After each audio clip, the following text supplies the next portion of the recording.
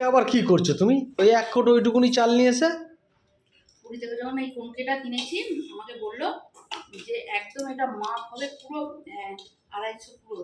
এটা আমাদের মানদাদা আমলের, সেই মা ঠাকুমাদের আমলের 250 কৌটো।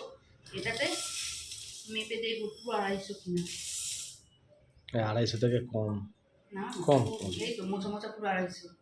আর এর থেকে যদি একটু উপজু উপজু নাও তবে বলেছিল 300-র কাছাকাছি হবে। মোছা মোছা পুরো 250। ওই চাল নিলে আমাদের কম হবে। ওটা তো পুরো ধরলো না তো, তোমার এক কোটো চাল ওটা তো পুরো ধরলো না তো। এই 4টে-5টা দানার জন্য তোমার কম হয়ে গেছে। ভগবান শ্রীকৃষ্ণ একটা দানায় সবার পেট ভরিয়ে দিয়েছিল। শোনো, বন্ধুরা দেখে নেবে, ওরা বলে দেবে এটা 250 কিনা। তুমি তোমার লজিক আমি শুনতেই চাই না।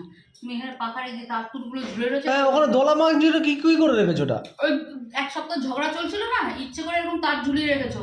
মালটা পা দেবে আর শর্ট খেয়ে বাস পগার পার না, তারপর তো চালিয়ে দেবো মেন্টাল পেশেন্ট। শর্ট সার্কিট লাগবে, তারপর তো চালিয়ে দেবো মেন্টাল পেশেন্ট। অপঘাতে মৃত্যু। মানে ওসব তো হবো না, ব্রেনে চলে যাবে শকটা। ও বাবা, তুমি তো অনেক দূর অব্দি ভেবে ফেলেছো, মারাত্মক ভেবেছো। তোমার তো ভাবার শক্তি অসীম। চালিয়ে দেবে বউ আমার মেন্টাল পেশেন্ট। না, তুমি তো অসীম ভেবে ফেলেছো। তোমরা যখন কাজ করছো তখন দোষ নেই, তোমরা আমি যখন বলছি তখন দোষ। ওটা বন্ধ করো, চাল বাড়ছি, চালের কৌটো দেখিও না।